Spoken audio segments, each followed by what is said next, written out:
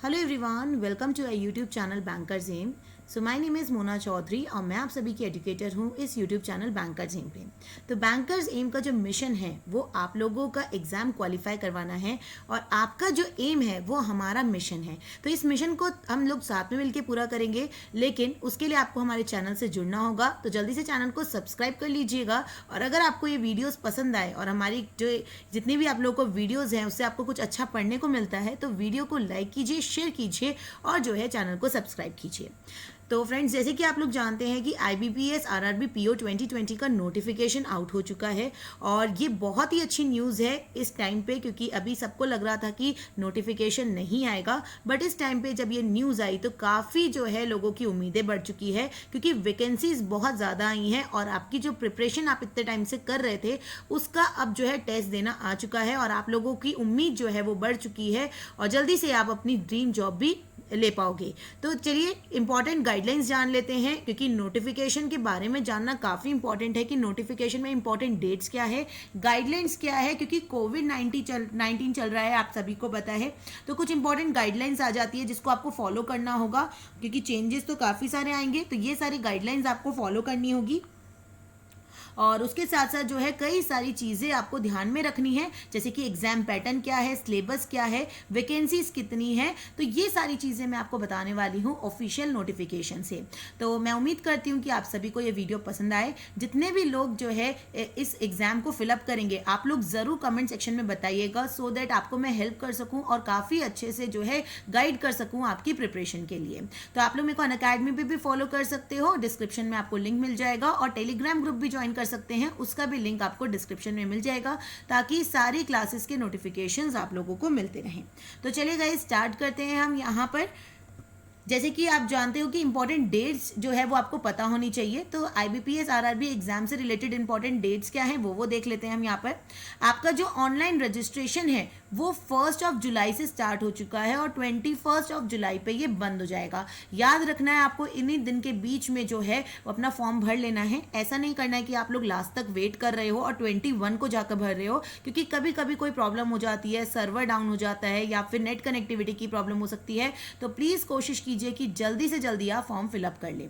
Next जो है वो पेमेंट मोड क्या है, पेमेंट आप जो है ऑनलाइन पे करेंगे और अगेन इसी टाइम के दौरान आपको पेमेंट करना है, तो बिल्कुल भी लास्ट मोमेंट पे पेमेंट मत छोड़िएगा।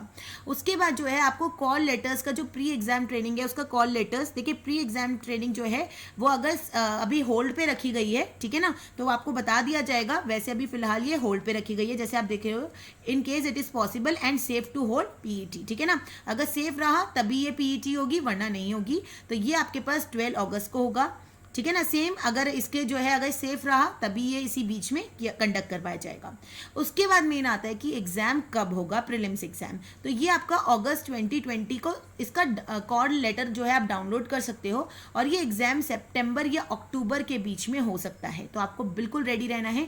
अभी जुलाई चल रहा है, जुलाई, अगस्त, सितंबर, ये 3 महीने आपके पास है प्रिपरेशन करने के लिए। तो बिल्कुल आज से अभी से लग जाइए, इस नोटिफिकेशन को फिलअप कीजिए, फॉर्म को फिलअप कीजिए और अपनी तैयारी में लग जाइए। उसके बाद प्रीलिम्स का एग्जाम का रिजल्ट आ जाएगा अक्टूबर में।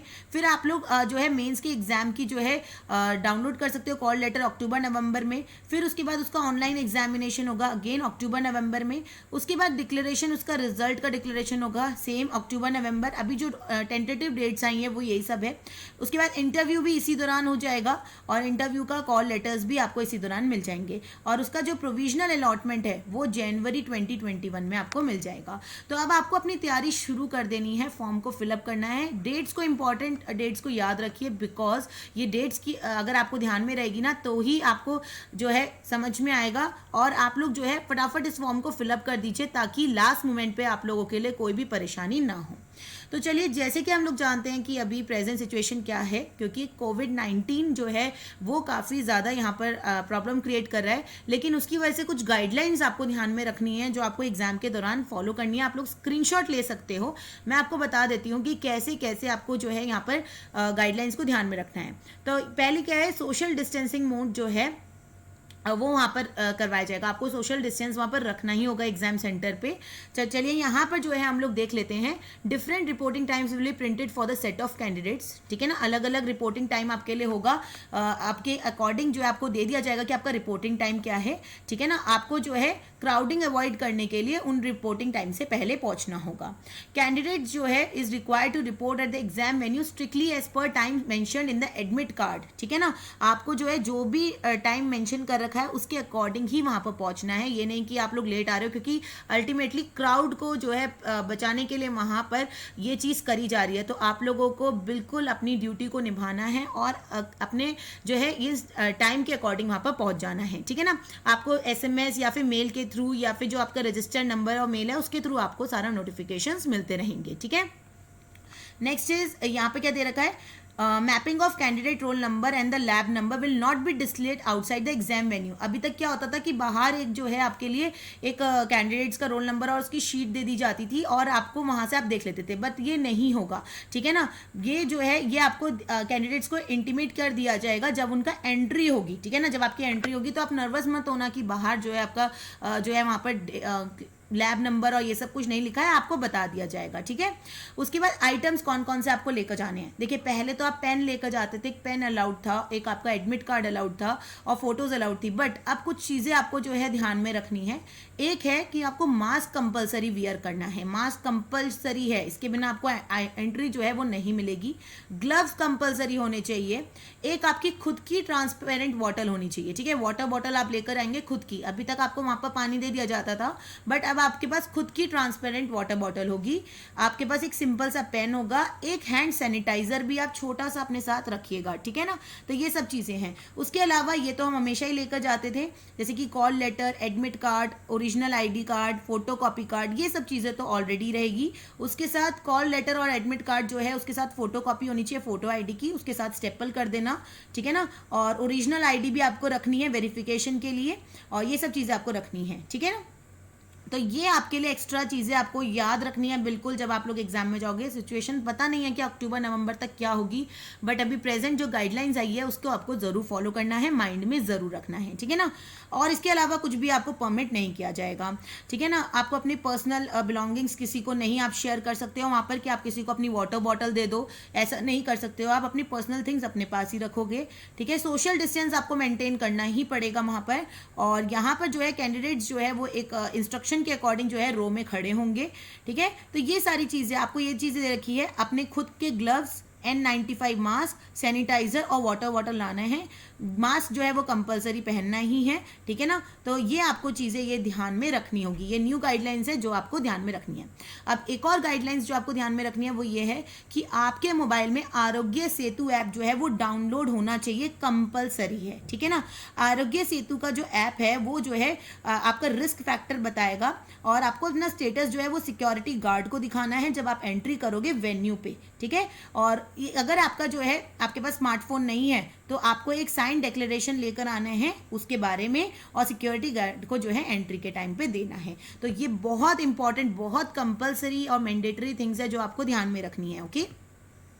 उसके बाद जो है अगर आपका मॉडरेट और या हाई रिस्क स्टेटस है आरोग्य सेतु में तो आपको एंट्री नहीं दी जाएगी, ठीक है। ये चीज़ आपको याद रखना है कि अगर सिम्टम्स हैं, इन्फेक्शन है, सिम्टम्स हैं किसी चीज़ के कोविड-19 के, तो आपको परमिट नहीं दिया जाएगा। अगर जब आरोग्य सेतु का काम हो जाएगा, जब आप स्टेटस अपना शो कर दोगे तो आपको अपना फ़ोन स्विच ऑफ करना है और उसके बाद जो है उसको डिपॉजिट कर देना है जहाँ पर भी आपको बताया जाएगा, और जब आप निकलोगे आप उसको कलेक्ट कर सकते हो।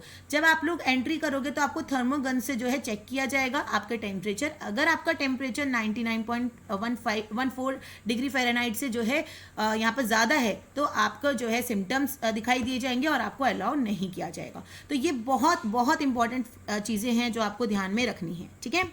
अब आपका क्या है, candidates registration will be done through photo capture. उनका आपके फोटो कैप्चर से आपका रजिस्ट्रेशन होगा।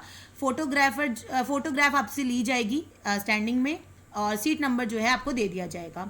रफ शीट आपको दे दी जाएगी जैसे कि पहले होता था। आपको ये सारे पॉइंट्स आपको क्लियर हैं, पहले जैसे होता था वैसे ही किया जाएगा।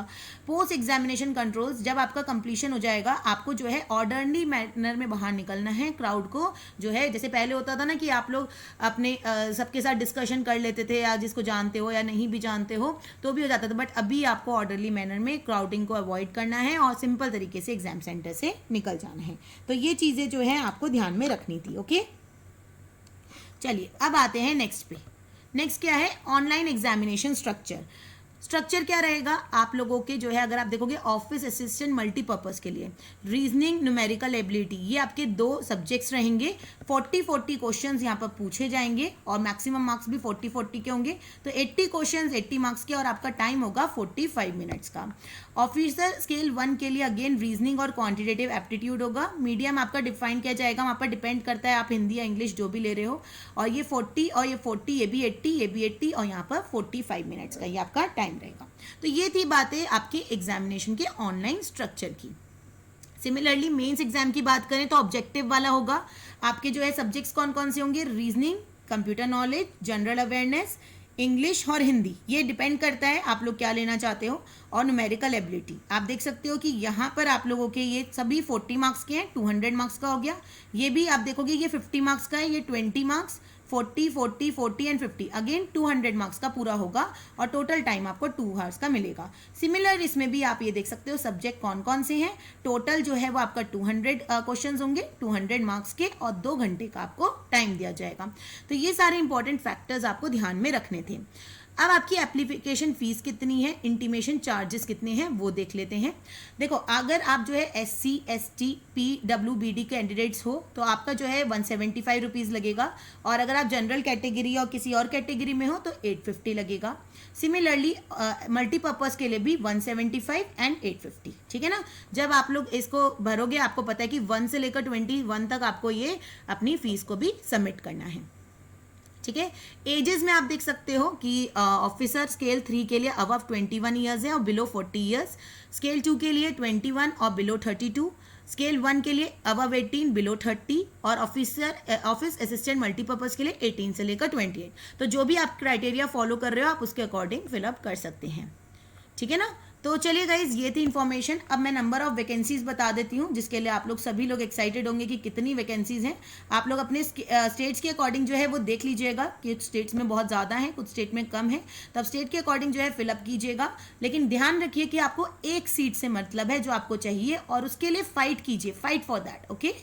तो चलिए 9000 प्लस वैकेंसीज हैं, ये आपके लिए वैकेंसीज जो है आरआरबी ने आपके लिए निकाली है, ताकि आप इन वैकेंसीज को यूज़ करके अपने मंजिल तक पहुँचें और अच्छे से जो है अपनी जो आपका एम है उसको पूरा करें। तो चलिए गाइज, आई होप कि आपको ये वीडियो काफ़ी यूज़फुल लगा हो। इसमें मैंने सारी यूज़फुल बातें आपको बता दी है जो आपके एग्जाम के लिए इंपॉर्टेंट थी। So thank you so much guys. अगर आपको वीडियो पसंद आए तो ज़रूर लाइक कीजिएगा, हमारे चैनल को ज़रूर सब्सक्राइब कीजिएगा ताकि आपको सारी इंपॉर्टेंट वीडियोज़ मिलते रहें। So thank you and keep learning.